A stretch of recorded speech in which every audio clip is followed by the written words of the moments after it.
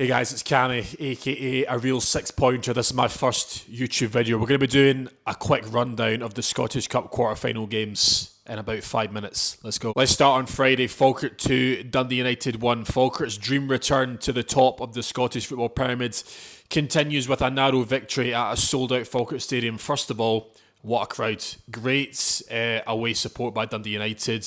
They had the tifo in. The Falkirk side was all packed out. It looked like a great atmosphere in Falkirk on Friday. But the main takeaway from this game, in my opinion, is 7 of the starting 11 that John McGlynn played were with him in League One, which I think is which shows, first of all, the squad cohesion that he's got. I'm going to read them out to you, right? Liam Henderson, Cole Donaldson, Leon McCann, Brad Spencer, Dylan Tate, Finn Yates, Calvin Miller. 7 players that were with him in League One. It's an unbelievable rise. The togetherness that he's developed, the squad cohesion, as I mentioned, is unbelievable. And just to mention, 2 of those players, Finn Yates and Leon McCann, who were both excellent on Friday, were involved in that second goal. It was a brilliant whipped ball by Leon McCann, which Finn Yates rose to head home. A great win for them. It's their second Scottish Cup semi-final appearance now in John McGlynn's reign. They got there back in 2023, I think it was. Played against Billy Dodds and Inverness side. They lost the game 3-0, but they've got a much better chance of going through to the final this time. What a great club they are. I've been there a few times covering games in the press box. Really nice staff and a great squad to go along with it. For Dundee United though, well, it's safe to say the season is pretty much over. I would go as far to say that if Jim Goodwin loses next Sunday in the derby, not only will Dundee go above them in the table, but he could get sacked because they've got nothing to play for anymore. Last summer they make like 15 summer signings and it's not worked. It was a risk to make that many, players coming into the squad, the high turnover of players and stuff like that, but it's just not worked. Plain and simple. Falkirk, what a team. Next up, Dunfermline 3, Aberdeen 0, a dominant win for Neil Lennon's side as they go through to the semi-finals for the first time since 2009, and safe to say they were brilliant on Saturday night.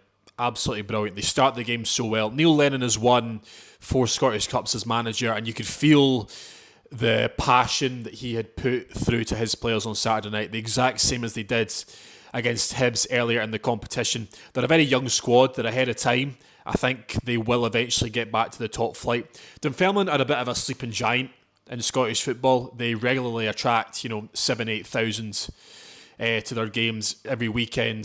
They're a great club, and I think they will be back up there. Maybe not this season, but next season they'll have a much better crack at it, I think. But some of the players on their team sheet, Turley 19, Andy Todd 20, and Ollie Thomas, who scored 2 of the 3 goals. The second goal was brilliant, by the way. What a finish in the corner. Ollie Thomas, 20 years old. They're a very young squad. They're going to develop. They're going to keep growing under the experience of Neil Lennon. And as I say, they were great on Saturday. Aberdeen got bullied. And much like Dundee United, their season is now over. They're guaranteed bottom 6 football. They've been without a manager since the 3rd of January when they got rid of Jimmy Teelan, and safe to say it's a season to forget. After the incredible Scottish Cup victory last May against Celtic, Jimmy Teelan's gone.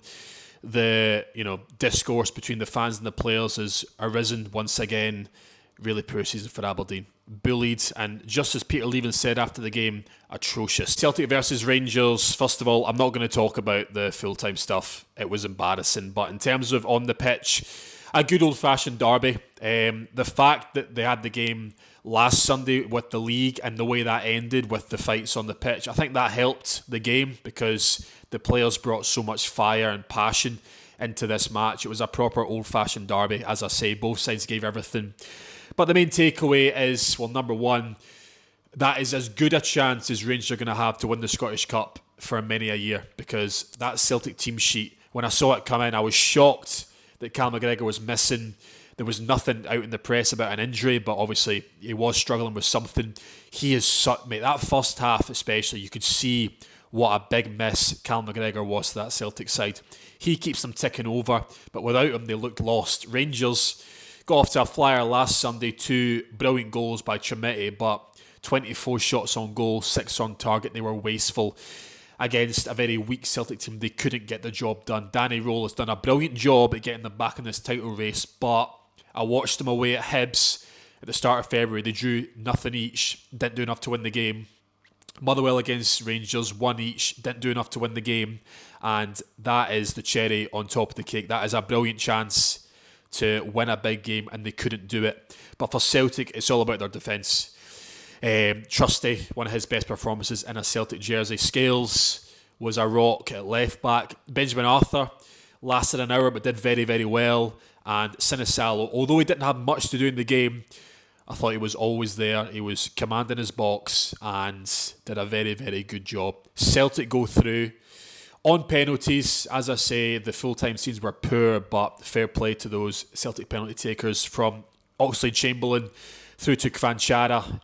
They stepped up, held their nerve, balls. But for Rangers, opportunity missed. St Mirren versus Partick Thistle. St Mirren, the League Cup holders, they go through after 2 first-half goals by Dan Ilundalu and Jake Young. The talking point in that first half was the penalty that was given by the referee. The ball deflects off the Partick Thistle's player's foot and then hits his arm. It's not a penalty. Maybe the referee should have looked at a few more angles, but he didn't. That sort of took the sting out of Partick Thistle, because I actually thought they started the game very well. Within the first few minutes, Ben Stanley had a shot off the post. They were right in that game. Partick Thistle are a great squad, and I think they'll get to the playoff final this season. I don't think they're going to win the league. They'll get to that playoff final and they'll give the 11th placed team, whether it's Kilmarnock or St Mirren again, they'll give them a very, very good game, because there's a lot of very good players, just like Ben Stanway, who has been very good all season, but once again, he was a rock in midfield. The goal that he scores is brilliant. I mean, on the volley, it's on a plate to him, and it's a brilliant finish. He will go far, Ben Stanway, make no mistake about it. St Mirren weren't at their best in the second half, but they got the job done. And listen, domestically, it's not been a great season. They're in 10th place. They're going to be right down there in the bottom half of the split, but they're on for a cup double, which is just, it's fascinating. This season of Scottish football has been unbelievable. The storylines at the top of the league, at the bottom of the league, with St Mirren, Hearts, Motherwell, Rangers, Celtic, going through managers. It's been a brilliant league, and don't put it past St Mirren to beat Celtic, because this season has offered so many twists and turns, and maybe that'll be the latest one. St Mirren play against Celtic in the League Cup semis, and Falk against Dunfermline. That's my video over. Like, follow. As I say, my main stuff is on TikTok. I've got a link for that in my bio, but I'm going to start doing more long-form content on YouTube, because usually my live streams do quite well. So I'm thinking maybe I could do something similar to that, where I react to games on YouTube. If you enjoyed, hit the like. It's not the most high-tech setup. I'm in my dressing gown. I've got a Rode mic, which is broken. But like and follow the TikTok. Cheers. See you in the next video.